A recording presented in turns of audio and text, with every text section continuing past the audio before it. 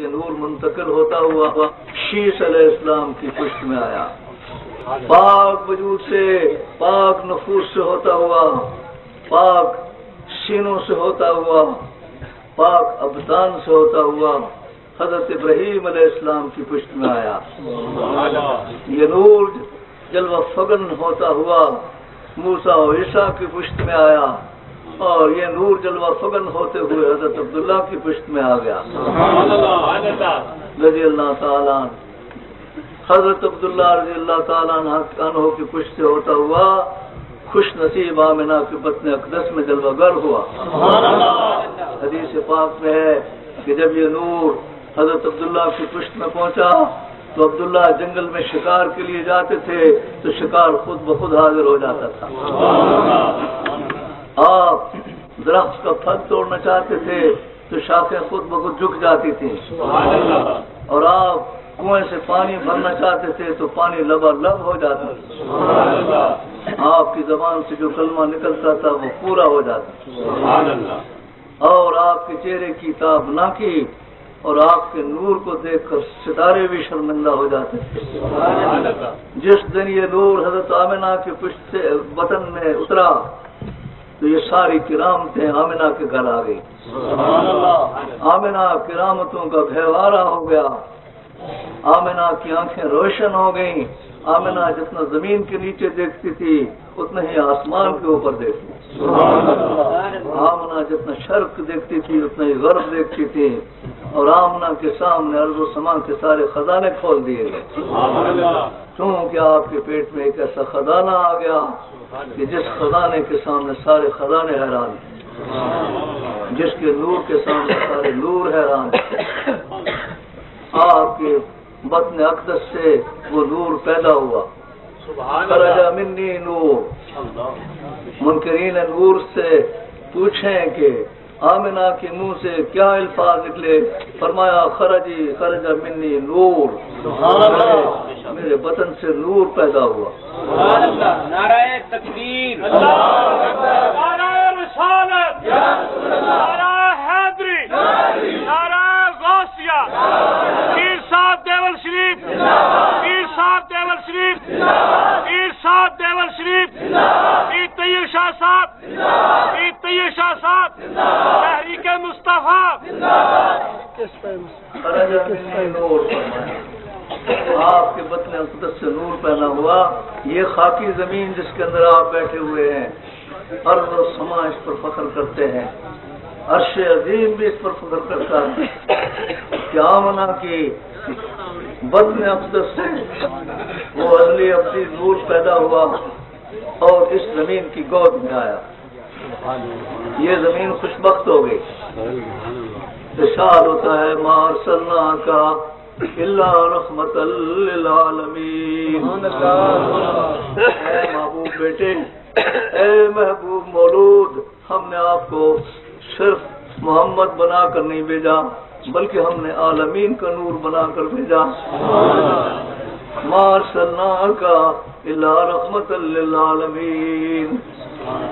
گویا آمنہ رضی اللہ تعالیٰ عنہ نے عالمین کے نور کو جنا، عالمین کے نور کو پیدا کیا، اور خوش نصیب زمین کے ساتھ آپ نے مس کیا، زمین پاک ہو گئی۔ یہ زمین پہلے ناپاک تھی، حضور کے تشریف لانے کے بعد اس کا تیمم جائز ہو گیا، اس کی مٹی پاک ہو گئی۔ یہ میری خاصیت ہے، یہ میرا معجزہ ہے کہ زمین کو پاک کر دیا گیا۔ پانی نہ ملنے کی صورت میں اگر اس کے ساتھ تیمم کیا جائے تو وجود پاک ہو جاتا ہے۔ سرکار دو عالم نے جب اس زمین کے ساتھ مس کی تو زمین پاک ہو گئی۔ اس پاک سرزمین میں حضور نے ایام طفولیت گزارے۔ جب یہ پیدا ہوئے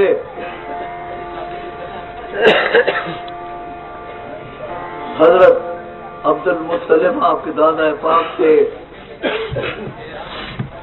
آپ نے ان کی اوپر نظر ڈالی۔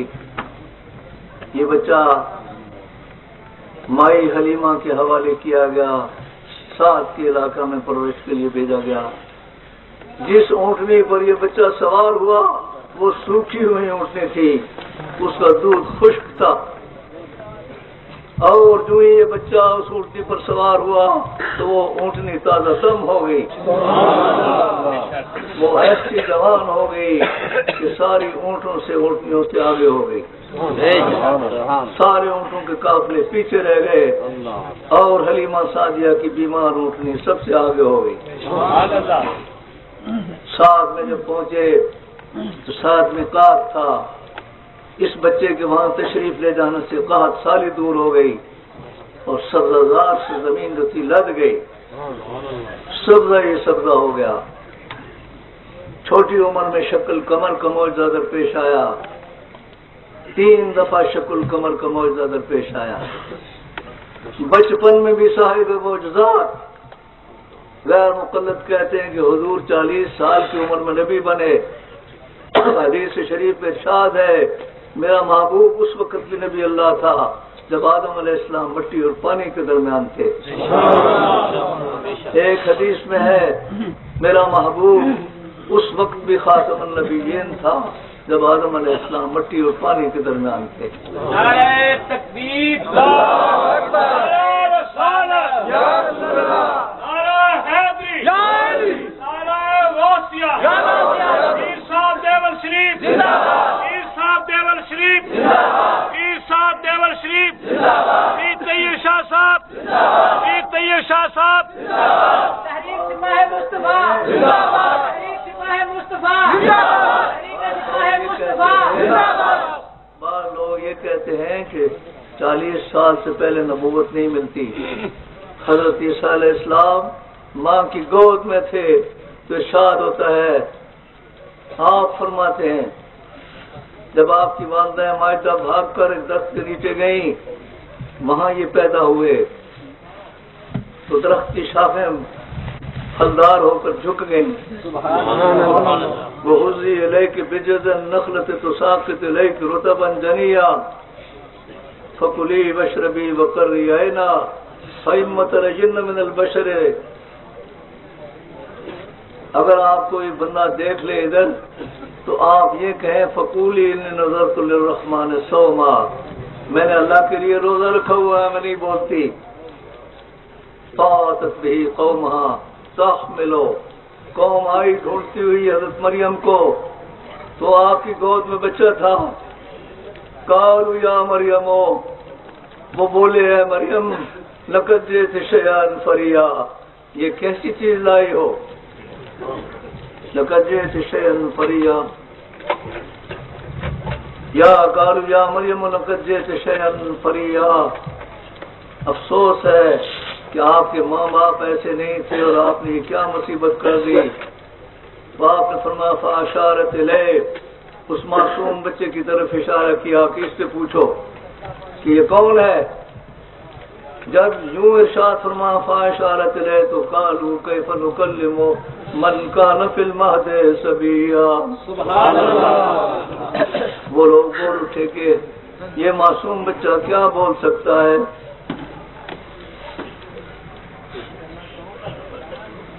قال انی عبداللہ، فوراً اس بچے نے سر اٹھایا اور کہا میں اللہ کا بندہ ہوں۔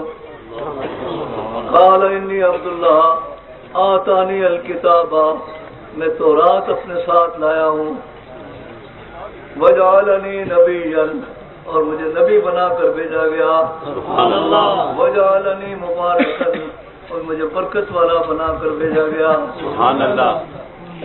اینما کنت ووصانی بالصلاۃ والزکاۃ ما دمت حیا وبرا بوالدتی، اور میری ماں اس عیب سے پاک ہے جو تم اس پر لگاتے ہو۔ معصوم بچہ نبوت کا دعویٰ کرتا ہے، کہتا ہے میں تورات لایا ہوں، حالانکہ تورات بعد نازل ہوئی۔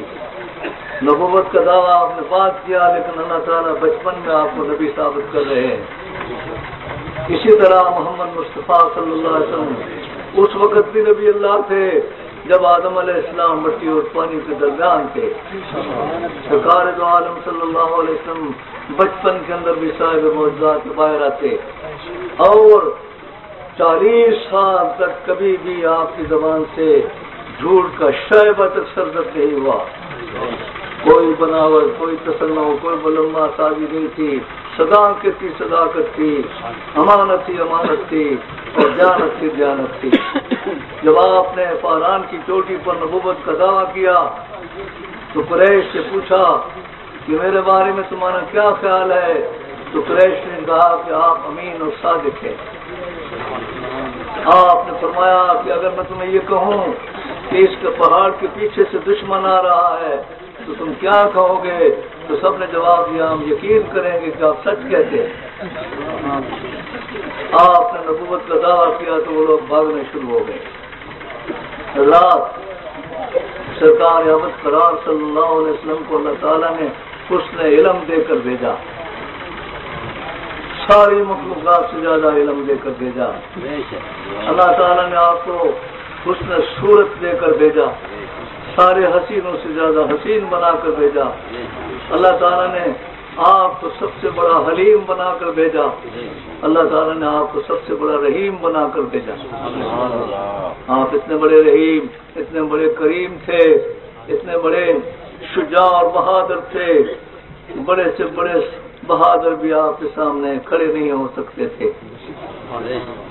آپ حسن نبوت کے مالک بھی ہیں، اور آپ حسن علم کے بھی مالک ہیں، اور آپ حسن شجاعت کے بھی مالک ہیں، اور آپ حسن سخاوت کے بھی مالک ہیں. جو دو عطا کا آنکھ پہ کر صبح سویرے باہر نکلتے ہیں تو دیکھتے ہیں کہ ایک بڑھیا عورت ایک بہت بڑا بوجھ رکھے ہوئے بیٹھی ہے. پوچھا اما جان آپ یہاں کیوں بیٹھے ہیں؟ اس نے جواب دیا کہ میرا یہ بوجھ ہے بیٹا، میں اس کو اٹھا نہیں سکتی، میں اس انتظار میں ہوں کہ کوئی آئے اور یہ میرا بوجھ میرے سر پر رکھے. آپ نے فرمایا اما جان آپ کا بوجھ میں اپنے سر پر اٹھاؤں گا. یہ کیا خدمت ہے کہ بوڑھی ماں کا بوجھ بوڑھی ماں کے سر پر رکھ دیا جائے؟ یہ کوئی مربت نہیں ہے. مربت یہ ہے کہ آپ کا بوجھ میں اٹھاتا. خود بخود بوجھ اٹھایا، دور تک تشریف لے گئے. بستی میں پہنچے تو اس ماں نے کہا بیٹا تم بڑے نیک بیٹے ہو، میں تمہیں نصیحت کرتی ہوں کہ مکے میں ایک محمد نام والا کوئی شخص پیدا ہوا ہے، وہ جادوگر ہے، کبھی اس کے سامنے نہ جانا، وہ جادو سے مسخر کر لے. تو بڑے ادب کے ساتھ فرمایا اما جان وہ محمد میں ہی ہوں. وہ ماں بڑی حیران ہو گئی. فرمایا اما جان میرا یہی جادو ہے کہ میں سچ بولتا ہوں. اما جان میرا یہی جادو ہے کہ میں خدا وحدہ لا شریک کی باتیں کرتا ہوں. اما جان میری یہی جادو ہے کہ میں غریبوں کا خادم ہوں. تو اس بڑی عورت نے کلمہ شریف پڑھا اور مسلمان ہو گئی. تکبیر، نعرہ رسالت، نعرہ حیدری، نعرہ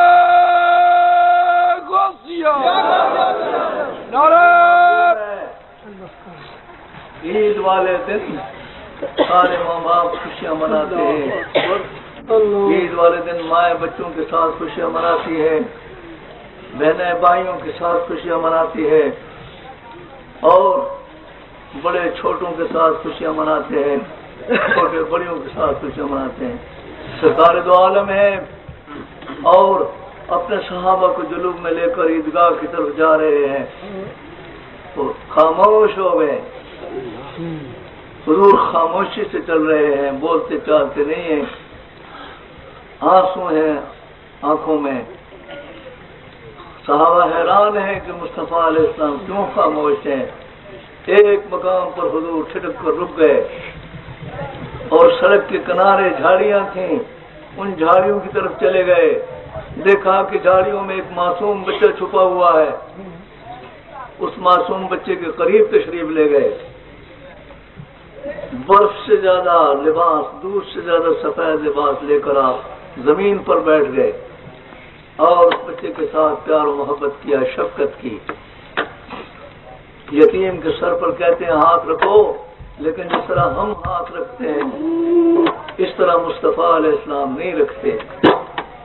صرف ہاتھ رکھ لینا اور صرف تسلی دے دینا یہ یتیم پروری نہیں ہے، بلکہ یتیم کو دھوکہ دینے کے مترادف ہے۔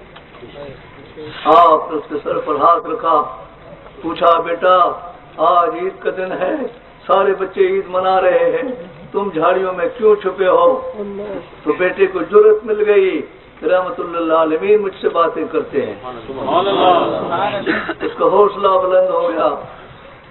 کہتے ہیں کہ خاموش تار ہوتی ہے رباب کی، مغنی جب اس کو چلاتا ہے تو اس سے آوازیں پیدا ہونی شروع ہو جاتی ہیں، جب مغنی چلاتا ہے تو بے زبان تاریں بولنا شروع کر دیتی ہیں۔ اسی طرح یہ یتیم اور بےکس اور مفلس اور خلاش لوگ بے زبان لوگ ہوتے ہیں، جب بڑے لوگ ان کے سروں پر ہاتھ رکھتے ہیں تو ان کے حوصلے بلند ہو جاتے ہیں۔ مصطفیٰ علیہ السلام نے یتیم کے سر پر ہاتھ رکھا اور اس کو اٹھانا شروع کر دیا۔ صحابہ نے عرض کی حضور ہم اٹھائیں گے، فرمایا جس محبت سے میں اس کو اٹھا سکتا ہوں اس محبت سے اور کوئی دوسرا نہیں اٹھا سکتا۔ کندھے پر اٹھایا، کشاں کشاں حضرت عائشہ صدیقہ رضی اللہ تعالیٰ عنہ کے پاس پہنچایا، فرمایا عائشہ یہ میرا بیٹا ہے، میری خواہش ہے کہ یہ میرا بیٹا ہو کر عید منائے، عائشہ اس کو نئے کپڑے پہناؤ، عائشہ اس کو غسل دو، عائشہ اس کی زلفوں میں کنگھی کرو اور اس کو عید کے لیے تیار کرو۔ چند لمحوں کے بعد وہی بچہ ہرن کی طرح بازار میں دوڑ رہا تھا۔ ما ارسلناک الا رحمت للعالمین، یتیموں کا والی، غلاموں کا مولا، موتنے پرائے کا غم کھانے والا، اتر کر ہرا سے سوئے قوم میں آیا اور ایک نسخہ کیمیا ساتھ لایا۔ یتیم کا پالنے والا، دکھیوں درد مندوں کی پرورش کرنے والے نبی پاک صاحب الاولاق اکیلے نہیں آئے، اپنے ہاتھ میں دین لے کر آئے، ذاتی طور پر حضور ہدایت یافتہ بن کر آئے۔ هو الذی ارسل رسولہ بالہدی، اللہ وہ ذات ہے جس نے نبی پاک کو پیدائشی طور پر ہدایت دے کر بھیجا۔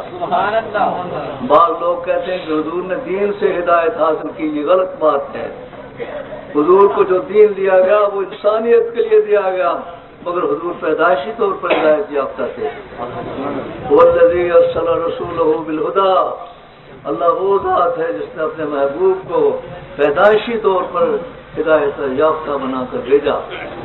وہ دین الحق، اور آپ کے ہاتھ میں دین عطا فرمایا۔ یہ دو چیزیں کیوں عطا فرمائی؟ اس واسطے کے لیے یظہر علی الدین کلہ، تاکہ آپ کا دین سارے ادیان پر غالب آ جائے۔ سبحان اللہ۔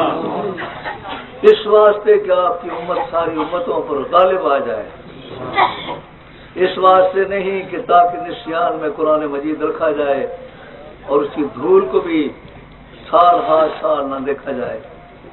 قرآن مجید آپ کے گھروں میں پڑا ہے، یہ وہ ہدایت نامہ ہے جو تقدیر شکن ہے۔ قرآن مجید کو ہاتھ لگانے سے تقدیر بدل جاتی ہے۔ لوح محفوظ نے شور کیا، جب سارا علم اس پر لکھا گیا تو اس نے جنبش کھائی۔ اللہ نے پوچھا کہ لوح محفوظ کیوں جنبش کھاتا ہے؟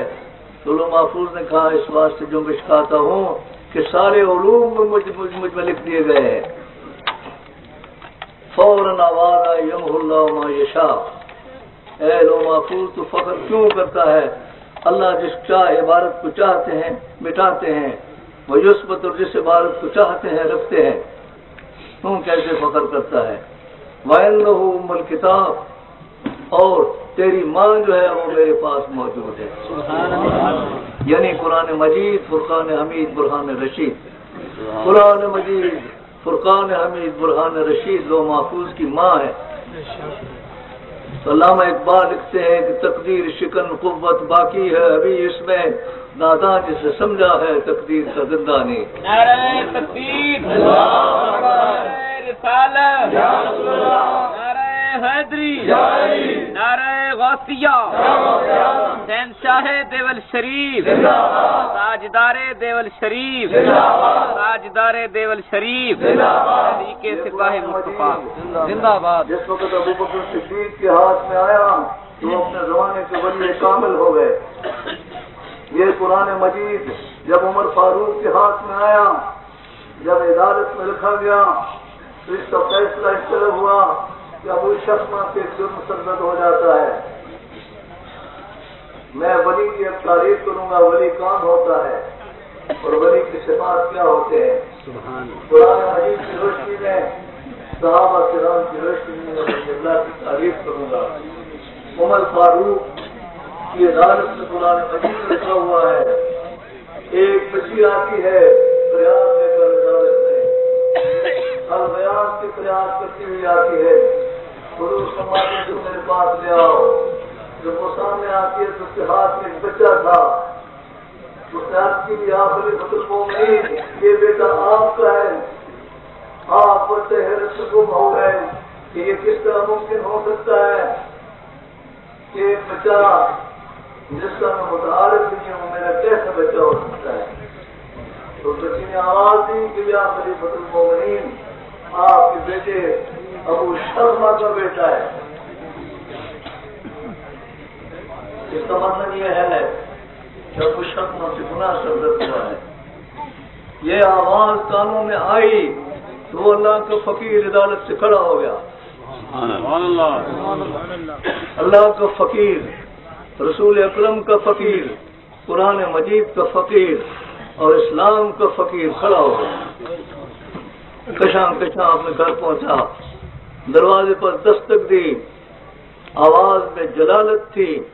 آپ کا آواز ویسے بھی جلیل القدر تھا اور آپ بڑے جابر اور قاہر عادل تھے، کبھی کسی کو جرم معاف نہیں کرتے تھے۔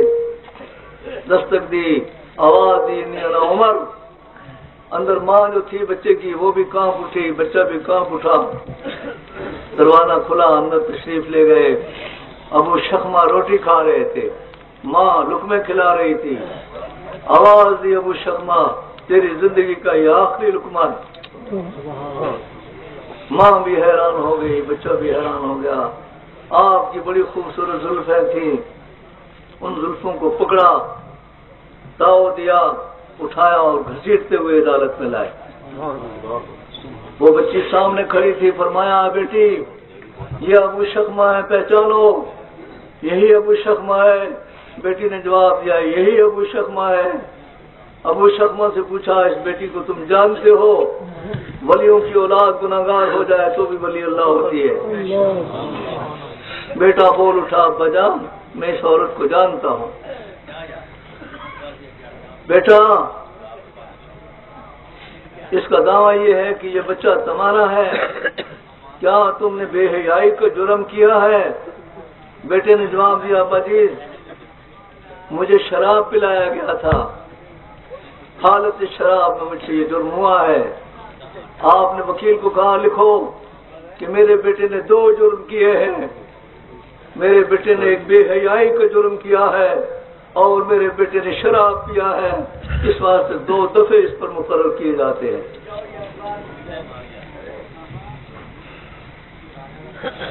شہادت جب مکمل ہو گئی تو آپ نے فیصلہ سادہ تاریخیں وغیرہ نہیں دیں، جھوٹ بول کر بچے کو چھڑانے کی کوشش نہیں کی، بلکہ فرمایا پیش قرآن بندہ ہو مولا یکیش اور بوریا ہو مسند و دیوا یکیش۔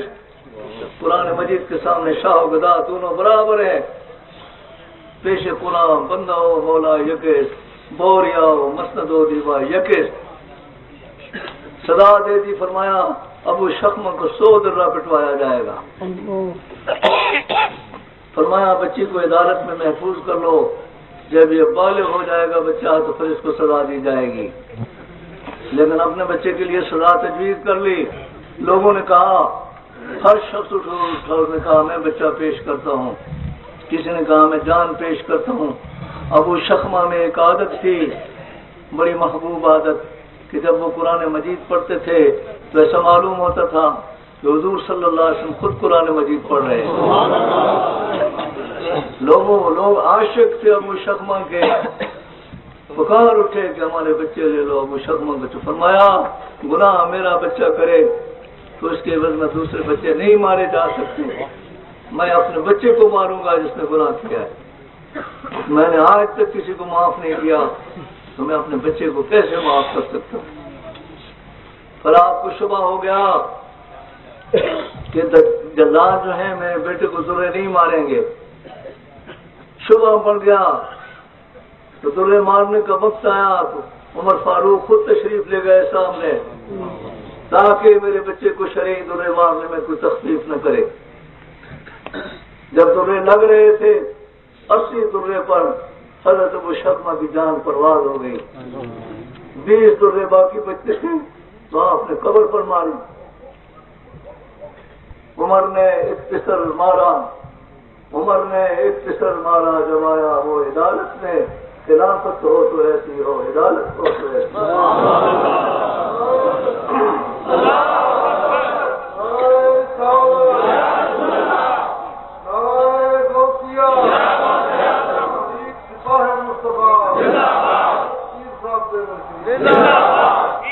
شاہ صاحب علی نے اپنا سر کٹوایا مسجد میں خلافت ہو تو ایسی ہو، سعادت ہو تو ایسی ہو. قرآن مجید ابو بکر صدیق کے ہاتھ میں آیا وہ ولی اللہ ہو گئے. عمر فاروق کے ہاتھ میں آیا وہ ولی اللہ ہو گئے. عثمان غنی کے ہاتھ میں آیا وہ ولی اللہ ہو گئے. علی المرتضیٰ کے ہاتھ میں آیا وہ حیدر کرار ہو گئے. لا فتح الا علی، لا سیف الا الفقار، شاہ مردان شیر جزا قوت پروردگار. قرآن مجید کے ہاتھ میں آیا سبحان اللہ، قرآن مجید سبحان اللہ، سبحان اللہ کے ہاتھ میں آیا تو خدا کو معاذ طلبی کا جواب دیتے ہیں. عتبہ نے کہا کہ میں ہوں عتبہ بن ربیعہ، جانتے ہو تم میں کیا ہوں کون ہوں اچھی طرح پہچانتے ہو تم. مجھے تم تول لو یاد گزشتہ کے ترازو سے کہ نا واقف نہیں دنیا ہمارے زور بازو سے. اور سید زادے نے جب بات سنی، صاحب قرآن سید زادے نے جب کافر کی اتنی تفاخر انگیز باتیں سنی تو جذبہ ایمان کے ساتھ بول اٹھے. فرمایا یہ باتوں کا نہیں ہنگام، جو ہر کوئی دکھلاؤ ابھی سب حال کھل جائے گا، آؤ سامنے آؤ. یہ قرآن تھے. خالد بن ولید نے قرآن ہاتھ اٹھایا، کافروں کو شکست دے دی اور لشکر اسلام کے ہاتھ میں آیا تو وہ فاتح ہو گئے. اب ایسے کرنے کے ہاتھ میں آیا تو ولی کامل ہو گئے. اور حضرت حسن بصری کے ہاتھ میں آیا ولی کامل ہو گئے. اور بغداد والے غوث الاعظم جیلانی کے ہاتھ میں آیا تو وہ سید الاولیاء ہو گئے. حضرات سرکار دو عالم کے غلام سب کے سب اللہ کے عاشق ہیں. سرکار دو جہان کے سب غلام قرآن مجید کے عاشق ہیں. سرکار دو جہان کے سب غلام اسلام کے عاشق اور شہدا ہیں. سرکار دو جہان کے غلام اللہ کے راستے میں جان دینے میں فخر محسوس کرتے ہیں. سرکار دو جہان کے غلام ارشاد پاتے ہی میدان عمل میں اتر جاتے. یہاں تک کہ حضرت حنظلہ رضی اللہ تعالیٰ عنہ کا واقعہ بیان کر کے میں ختم کروں گا اور تحریک سپاہ مصطفیٰ کے بارے میں کچھ باتیں کروں گا. حضرت حنظلہ رضی اللہ تعالیٰ عنہ نے شادی کی. شادی کا پہلا دن تھا. آپ اپنی بیوی کے پاس تھے.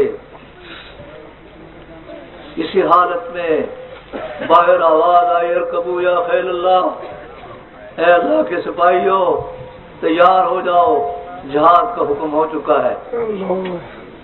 تو آپ نے بیوی کے پہلو سے کھڑے ہو گئے اور چونک کر کھڑے ہو گئے. تو بیوی نے پوچھا حنظلہ کیا بات ہے؟ فرمایا یہ آواز آ رہی ہے. بیوی نے کہا شاید ویسے ہی آواز ہو حقیقت نہ ہو. ابھی اسی حیث بحث میں مبتلا تھے کہ دوسری آواز ہے ارکبو یا خیر اللہ، اے اللہ کے سپاہیوں جہاد کے لیے تیار ہو جاؤ. حضرت حنظلہ غسل کرنے کے لیے دوڑے کہ تیسری آواز آ گئی تو اپنے آستان اپنے کوزے کو چھوڑ دیا اور آپ نے ذرا وہ پختر پہننی شروع کر دی، گھوڑا تیار کیا، گھوڑے پر سوار ہو کر نکل رہے تھے تو بیوی نے پوچھا کہ حضرت آپ کدھر جا رہے ہو؟ فرمایا میں اللہ کے راستے میں جہاد کے لیے جا رہا ہوں۔ بیوی صاحبہ نے پوچھا کب واپس آؤ گے؟ فرمایا جو لوگ اللہ کے راستے میں جہاد کے لیے جایا کرتے ہیں وہ واپس ہونے کی امید پر نہیں جایا کرتے۔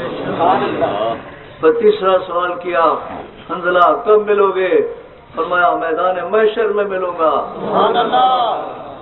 میں شہادت کے لیے جا رہا ہوں۔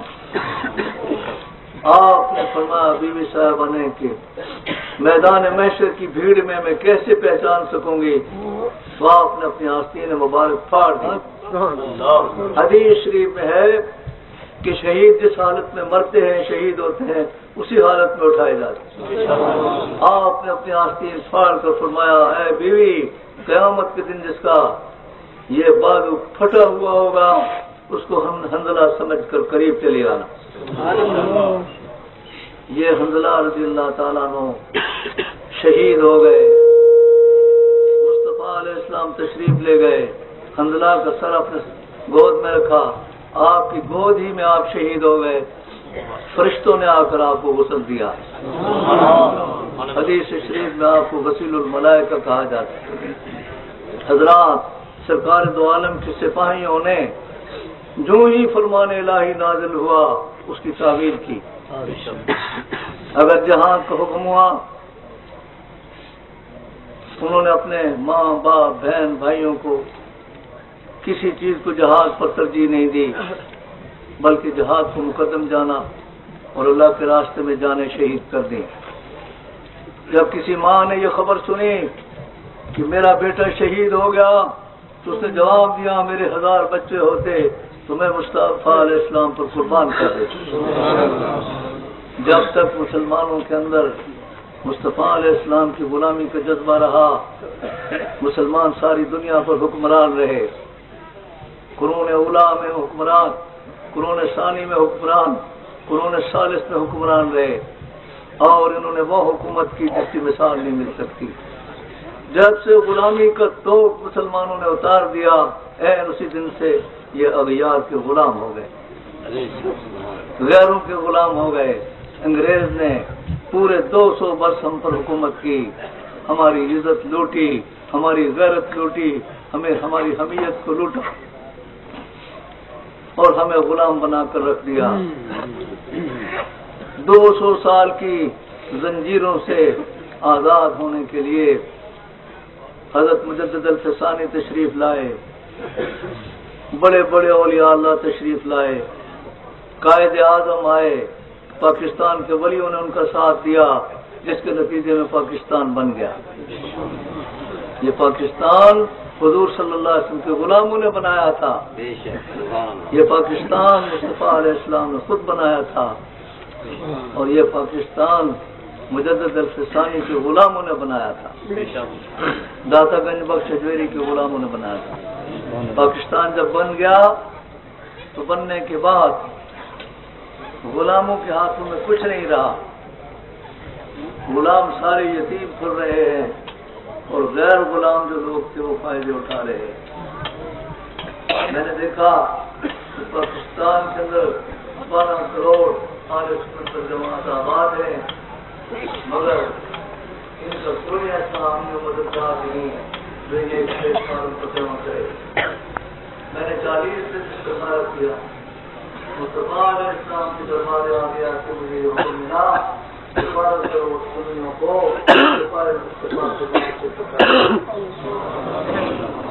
کیونکہ سنی جو ہے وہ رسول پاک کے سچے غلام ہے، پارٹی بازی نہیں ہے، اہل سنت والجماعت پارٹی نہیں ہے، اہل سنت والجماعت حضور اکرم صلی اللہ علیہ وسلم کی جماعت ہے، صحابہ کرام اہل سنت والجماعت تھے، تابعین اہل سنت والجماعت تھے، تبع تابعین ائمہ اہل سنت والجماعت، غوث العالم جیلانی اہل سنت والجماعت، داتا گنج بخش اجمیری اہل سنت والجماعت، محمود غزنوی اہل سنت والجماعت، جہانگیر اہل سنت والجماعت، یہ سارے اہل سنت والجماعت کے اہل سنت والجماعت کی پچھلی جماعت کو اکٹھا کرنے کے لیے میں نے تحریک صفائے مصطفیٰ کی دعوت ڈالی ہے پورے پاکستان میں، اور 12 کروڑ سنیوں کے لیے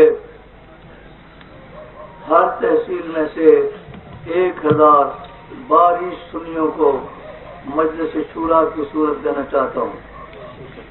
ہر تحصیل میں 1000 اہل سنت والجماعت، پوری تحصیل کی مجلس شورا ہوگی۔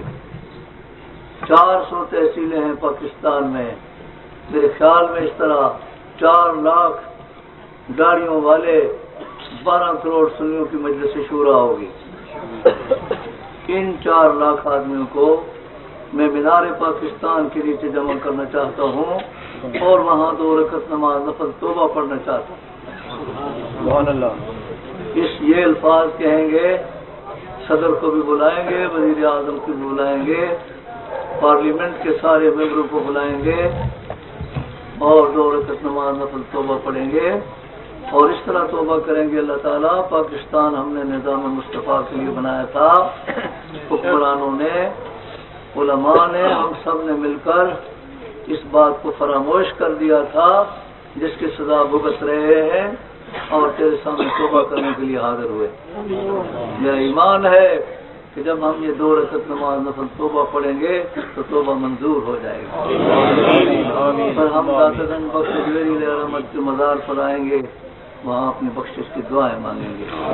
میں نے حضرت پیر طیب شاہ صاحب کو ضلع بہاڑی کا امیر اعلیٰ مقرر کیا ہے۔ آپ لوگوں کو اگر کوئی اعتراض ہے ان پر تو الگ شکل ہے، اگر کوئی اعتراض نہیں ان کی ولایت پر، یہ سید زادہ بھی ہے، عالم دین بھی ہے، ولی اللہ بھی ہے، پیر بھی ہے، مرشد بھی ہے، سبحان اللہ۔ میں اس کو امیر مقرر کرتا ہوں۔ اگر آپ کو یہ پسند ہے تو آپ کو سبحان اللہ۔ آمین۔ کوئی اعتراض نہیں۔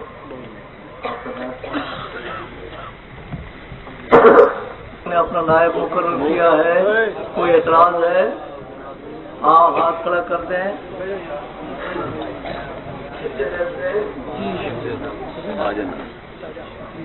کوئی صاحب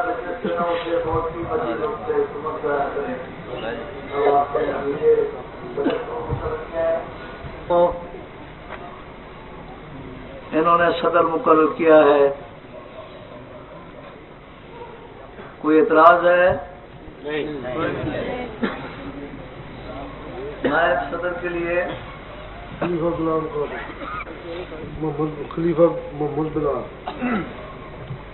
محمد بلال صاحب کو جنرل سیکرٹری مقرر کیا جاتا ہے، کوئی اعتراض ہے؟ نہیں۔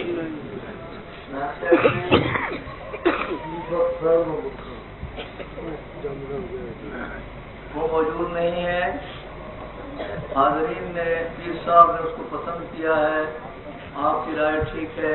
ہاں جی۔ ایک ہم نے خزانچی مقرر کرنا ہے،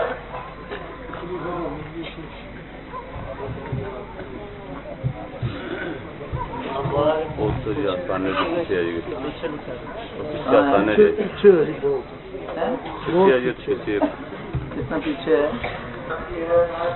کون ہے؟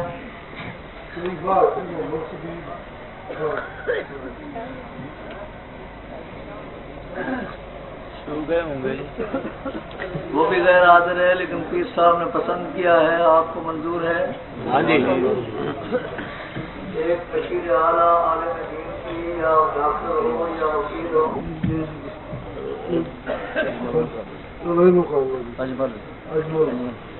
اجمل صاحب کو جنرل سیکرٹری بنانا ہے۔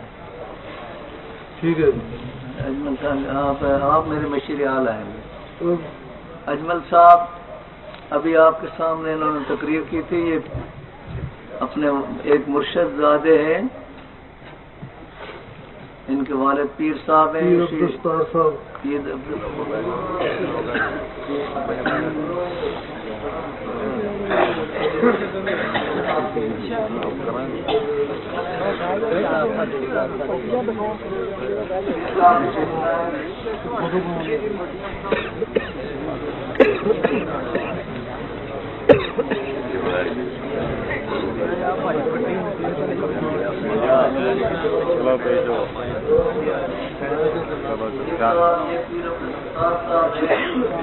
اور میرے جس طرح پیر طیب صاحب خلیفہ ہیں، اس طرح یہ بھی میرے خلیفہ ہیں اور عالم دین بھی ہیں. میں ان کو صدر مقرر کرتا ہوں. آپ کو خوشی ہونی چاہیے کہ یہ صدر ہیں اور ممتاز صاحب ان کے نائب صدر ہیں. جن کو ابھی صدر مقرر کیا تھا وہ نائب صدر ہیں. کتاب اور تشریف کھڑے رہیں صدر نائب صدر. اچھا مشیر اعلیٰ صاحبزادہ صاحب ہیں. نائب مشیر کون ہوگا آپ کا؟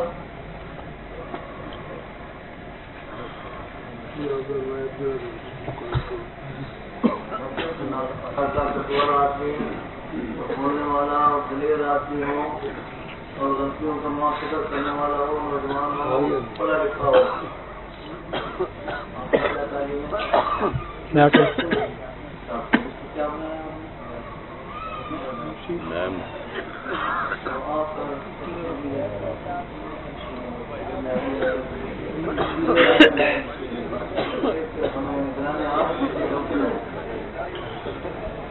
گلزار احمد معلم ہیں، ان کو میں نگران اعلیٰ مقرر کرتا ہوں. ان کی ذمہ داری یہ ہوگی کہ یہ تحصیل برے والا کی رپورٹ دیں گے مرکز کو اور صدر کے مشورے سے کسی کو نکال بھی سکتے ہیں اور اس کی رپورٹ بھی دے سکتے ہیں کہ یہ غلط ہے یا بد اخلاق ہے یا سنیت کے لیے نقصان دہ ہے. اس کا محاسبہ کر سکتے ہیں، احتساب کر سکتے ہیں، لیکن صدر کے مشورے کے بغیر نہیں. یہ 11 آدمی مقرر ہو گئے ہیں. اب میں ان 11 آدمیوں سے حلف لیتا ہوں. میرے ساتھ یہ حلف نامہ. آپ 11 عہدیدار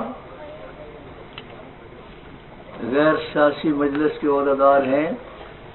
یہ سپاہی مصطفیٰ ہے، اس کا سیاست سے کوئی تعلق نہیں. ایک سپاہی صحابہ ہے، وہ اور جماعت ہے جو سیاسی جماعت ہے. یہ سپاہی مصطفیٰ صلی اللہ علیہ وسلم ہے جو صرف 12 کروڑ سنیوں کو اکٹھا کرنا چاہتی ہے اور نماز قائم کرنا چاہتی ہے. اس تحریک کا منشا یہ ہے کہ 12 کروڑ اہل سنت والجماعت ایک امیر کی اطاعت میں اللہ کے دین کو پھیلائیں اور ایک امیر کی اطاعت میں نماز پڑھیں. یہ چشتیوں، قادریوں، نقشبندیوں، سہروردیوں کی جماعت ہے. یہ پیر صاحب دیوبند شریف کی جماعت نہیں ہے. یہ 12 کروڑ سنیوں کی جماعت ہے. یہ چشتیوں کی، قادریوں، نقشبندیوں، سہروردیوں کی جماعت ہے. کوئی شخص یہ نہ کہے کہ پیر صاحب کی جماعت ہے. پیر صاحب صرف خادم ہیں، خادم کی صورت میں آئے ہیں. آپ 11 آدمی اقرار فرمائیں. ہم 11 اراکین، 11 عہدیدار اس بات کا حلفاً اقرار کرتے ہیں کہ تحریک سپاہی مصطفیٰ پاکستان کے منشور دستور کے مطابق شدہ قواعد و ضوابط کی پابندی کرتے ہوئے تحریک سپاہی مصطفیٰ کی اعلیٰ پروگراموں کو جامع تکمیل پہنائیں گے. سب سے پہلا مرحلہ اتحاد بین المسلمین ہے. جو لوگ بنیادی عقائد رکھتے ہیں ان سب کو ہم اپنے ساتھ ملانے کی کوشش کریں گے. جو بنیاد کے منکر ہیں، وہ کافر ہیں، ان کے ساتھ ہمارا اتحاد نہیں ہو سکتا. اصلاح معاشرہ کی کوشش کریں گے. پاکستان کے ساتھ وفاداری کریں گے. دینی روحانی طور پر السلام بے نظیر و بے مثال. آمین. سبحان اللہ. آمین. اعوذ باللہ من الشیطان الرجیم. بسم اللہ الرحمن الرحیم.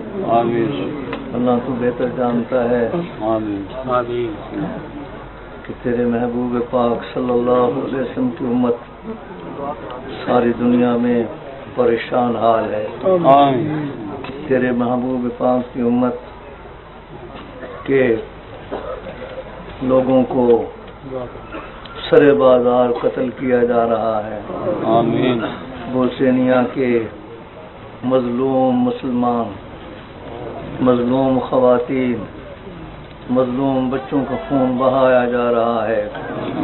کشمیر کے نہتے مسلمان مردوں عورتوں معصوم بچوں کا خون بہایا جا رہا ہے. بابری مسجد کو شہید کر دیا گیا ہے. اے اللہ تو بہتر جانتا ہے کہ ہندوستان کی سرزمین میں 8 اکتوبر تیرے محبوب پاک کی امت نے حکومت کی تھی، وہاں کے مسلمانوں کو بے دردی سے مارا جا رہا ہے. اے اللہ تو بہتر جانتا ہے کہ افغانستان میں لکھوں کھا فرزندان اسلام قتل ہوئے، ان کے خون بہائے گئے، خون کی ندیاں بہائی گئیں. وہاں کی عورتوں کو، بچوں کو بے دست و پاں کر دیا گیا اور ہجرت کے لیے مجبور کیا گیا.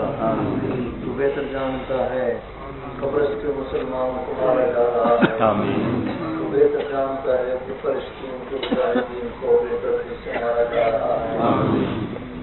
قبلہ ملک کی بازیابی کی ابتدا کرتے ہیں سید شاہ صاحب کے آستانہ سے اور اس سے روسیہ کی تقریب سعید میں ہم دعا کرتے ہیں کہ بیت المقدس کی بازیابی ہو، کشمیر کی بازیابی ہو اور مسلمانان عالم کا اتحاد قائم ہو. مسلمان ایک دوسرے سے ملیں، ایک ہوں مسلم حرم کی پاسبانی کے لیے. نیل کے ساحل سے لے کر تا بخا کے کاشغر. پروردگار عالم آج کا عرس شریف منظور ہو. آج اس عرس شریف میں جو دعائیں کی گئیں، عرس شریف میں جو قرآن شریف پڑھا گیا، عرس شریف میں جو طعام تقسیم کیا گیا اور عرس شریف کا جو کچھ اہتمام ہوا اس کا ثواب حضور پر نور سید یوم النشور صاحب لولا کھل میں خلقت الافلاق حضرت محمد مصطفیٰ صلی اللہ علیہ وسلم کی جسم جان گرامی تک کی سال ثواب ہو. ازواج پاک، ابنات پاک، خاندان پاک، صحابہ پاک رضوان اللہ تعالی علیہم اجمعین تک ثواب ہو. عشرۃ المبشرین خلفاء راشدین کربلا معلیٰ میں شہید ہوئے حسنین پاک علیہم الصلاۃ والتسلیمات سے سیدۃ النساء فاطمہ الزہرا رضی اللہ تعالی عنہا تک آدم صفی اللہ محبوبہ رضی اللہ تعالی عنہا تک اولیاء انبیاء غوث قطب شہید متقی پرہیزگاروں تک کی سارے ثواب ہو. اللہم اغفر لجمیع المؤمنین والمؤمنات والمسلمین والمسلمات.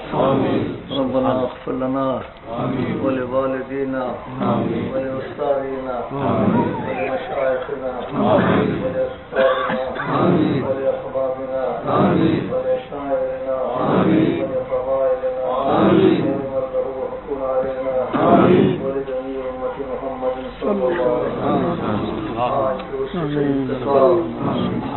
جناب پیر دستگیر محبوب سبحانی قطب ربانی غوث سمدانی سلطان الاولیاء والعارفین برہان الاصفیاء والواصلین باز اللہ الاشہب السید المحی الدین عبد القادر الجیلانی رضی اللہ تعالیٰ عنہ تک پہنچے. جناب چشتیہ، جناب قادریہ، جناب نقشبندیہ، جناب سور وردیہ تک پہنچے. حضرت پیر طیب شاہ صاحب کے لاحقین دردار منحال ارزاں طارت خیش میں سے فوت ہوئے، سب تک یہ سال ثواب ہو. اور ان کے بزرگوں کے لوگوں کو آج کے دن کی ٹھنڈک پہنچے. آج کے دن طیب شاہ صاحب ان سیدزادوں کے ساتھ کھڑے ہو جائیں جن سیدزادوں نے احیاء دین کے فرائض انجام دیے. ان کے صاحبزادے صاحبزادیاں، ان کی اولادیں نسلیں علم دین سے آراستہ ہوں اور معرفت سے آراستہ ہوں اور کرامات باہرہ کے مالک بن کر بر و بحر تک اللہ کا پیغام پہنچائیں اور یہ علاقہ ہدایت کا مرکز بن جائے. یہ جیلان آباد ہے، ایک ولی اللہ نے اس کو آباد کیا ہے. انشاءاللہ یہ رشت و ہدایت کا مرکز بنے گا. آپ لوگوں کی حاضری قبول ہو. یہاں کی بیٹیاں، یہاں کے بیٹے، یہاں کے مرد و زن جنہوں نے عرس شریف میں حاضری دی، اللہ ان کو جزائے خیر عطا فرمائے. عرس شریف کی حاضری کا طریقہ یہ ہوتا ہے کہ لوگ مرشدوں سے ملتے ہیں، حضرت طیب صاحب سے ملاقات کریں، باعزت طور پر ملاقات کریں. ان کی ایک مسجد بننی ہے، دارالعلوم بننا ہے. بہت بڑا دارالعلوم میں یہاں بنانا چاہتا ہوں. صبح سویرے ہم سنگ بنیاد رکھیں گے. آپ کا ایمان ہے کہ اپنا مال و جان و اولاد تک اس راستے میں قربان کریں. پیر صاحب کا ہاتھ بٹائیں. میں سب سے پہلے 1000 روپیہ ہدیہ پیش کرتا ہوں دارالعلوم کے لیے. آپ سب کا حق ہے، آپ کو قسم ہے کہ اس علاقے کو علم سے بہرہور کرنے کے لیے، اس دارالعلوم کے سنگ بنیاد کے لیے، اس کی تعمیر کے لیے دل کھول کر مدد فرمائیں. اگر آپ اس میں مدد نہیں کریں گے تو اللہ کے حضور میں جواب دہی کرنی پڑے گی.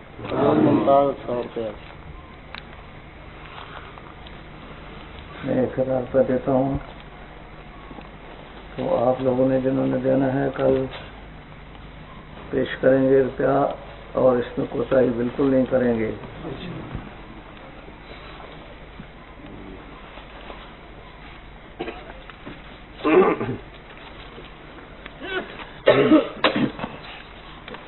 برکت کے لیے میں دیتا ہوں. یہاں پیسے دینے میں کوتاہی نہ کریں کیونکہ صبح بنیاد رکھنی ہے ہم نے.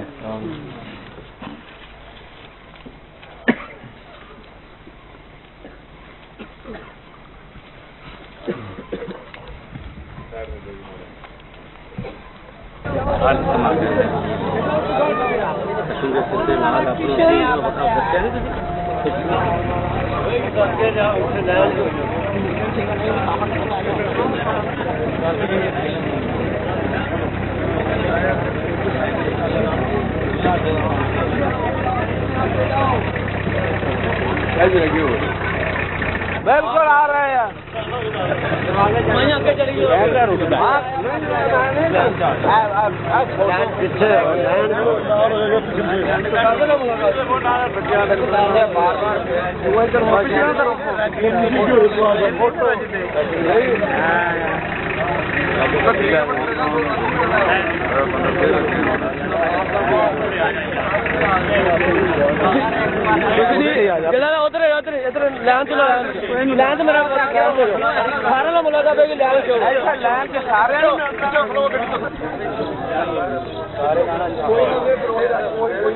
توڑیا دینا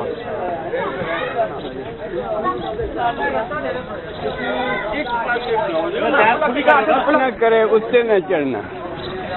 تھی اب سے کھڑے ہو جی.